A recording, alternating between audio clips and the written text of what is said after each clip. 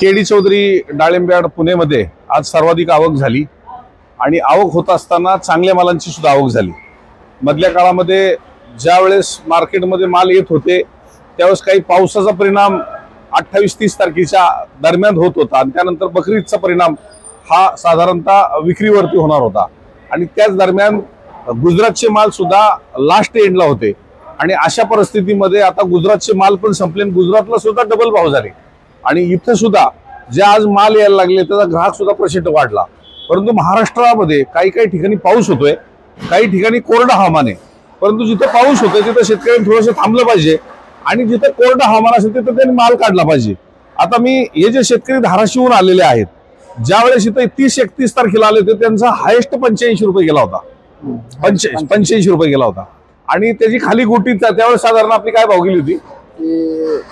60च्या आसपास गेलते, 60च्या आसपास गेलते, 50-60च्या आसपास गोटींवर 85 रुपये रेट गेला होता।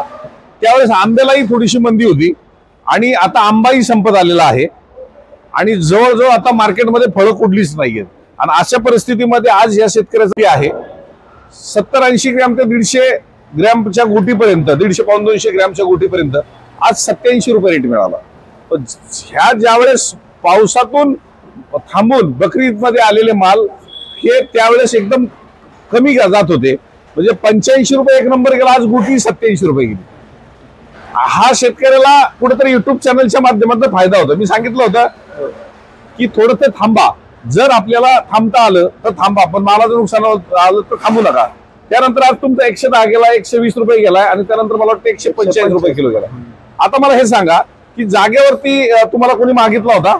जागेवरती नाही, आपण देतच नाही, कधी देतच नाही। का देत नाही? तुमचा तर माल चांगला आहे, जागेवर ग्राहक पण येत असेल ना? येत आहे पण परवडत नाही, ती कमी मागतात, कमी रेट मध्ये कमी मागतात। म्हणजे जर एवढ्या क्वालिटीचा हा सुपर माल जर असून जर कमी रेट मध्ये मागतायत तर इथं आल्यानंतर तुमचं समाधान होतंय।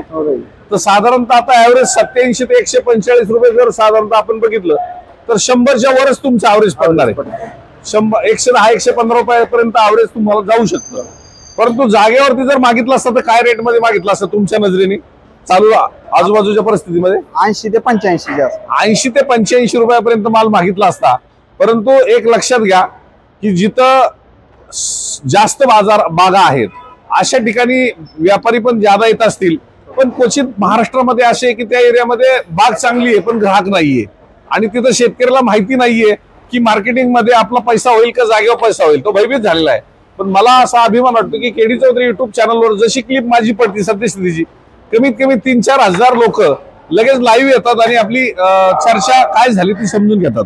म्हणून आता शेतकऱ्यांनी जर 80-85 मागितला असता आणि इथे येऊन जर तो आज 115 रुपयाच्या आसपास जर जात असेल तर ऍव्हरेजली मी सांगतो की 115 रुपये जर ऍव्हरेज होत असेल तर तुमचं साधारणतः 25 ते 30 रुपये, म्हणजे मी नेहमी सांगतो की ज्यावेळेस मंदीत तुझा 25-30 रुपयाचा ऍव्हरेज पडतो आणि ज्यावेळेस टीजी मध्ये सुद्धा 25-30 रुपयाचा ऍव्हरेज पडतो। आता 145 रुपयांनी गेलेला माल माझ्या मते उचलून गेलेला माल आहे, परंतु ह्या क्वालिटीचा माल आहे। तर आता हे किती दिवसापासून तुम्ही या मार्केटमध्ये येत आहे? 4 वर्ष झाले, 4 वर्ष झाले येत आहे। पण इथं तुम्हाला योग्य वजन, योग्य बाजारभाव सर्व व्यवस्थित आहे? अच्छा, तर तुम्ही आता धाराशिव किंवा सोलापूर ह्या सगळ्या पट्ट्यांना अनेक मार्केटच्या बाजूने येत आहे, पण त्या मार्केटमध्ये तुम्हाला का जाऊशी वाटत नाही? इथंच काय यावंशी वाटतं? तिकडे पण नेलते ना। अच्छा, दुसरीकडे बी नेलते पण ते ऍव्हरेज पडत नाही बघ। अच्छा, ऍव्हरेज पडत नाही। 1 नंबर माल जे आहे तिथं कमी काढला जातो। अच्छा, 3 नंबर, 4 नंबर आणि 5 नंबर ही जास्त काढला जातो। अच्छा, म्हणजे राशीप्रमाणे रेट मिळतो तुम्हाला, त्यामुळे दुसरीकडे जाऊशी वाटत नाही। आज ट्रॅफिक मधून इथे येताना 2-2 तास पुण्यात शहरात घुसायला वेळ लागतोय, ट्रॅफिक भरपूर आहे, तरी एवढं तकलीफ करून तुम्ही इथपर्यंत पोहोचताय।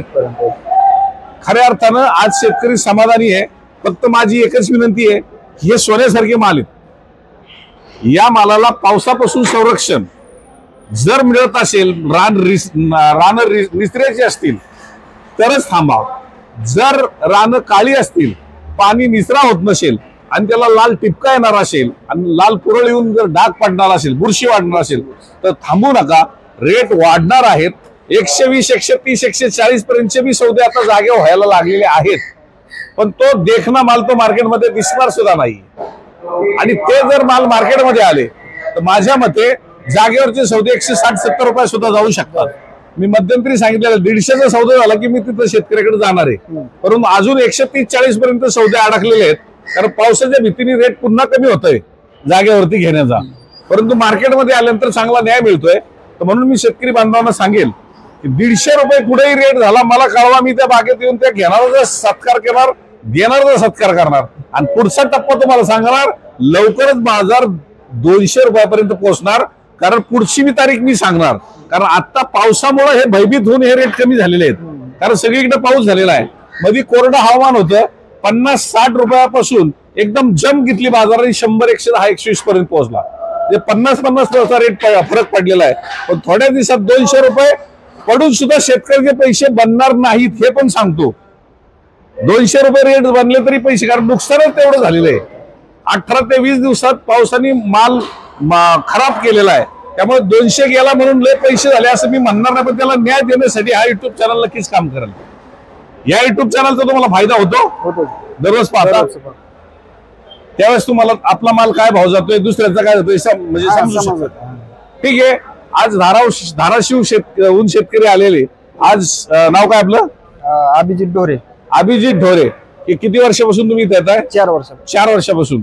अनेक शेतकरी जोडलेले आहेत. जर आपल्याला असं वाटत असेल नवीन आहात आणि आपल्याला भीती वाटत असेल तर मी नेहमी सांगतो, माल आणू नका, मोकळं या.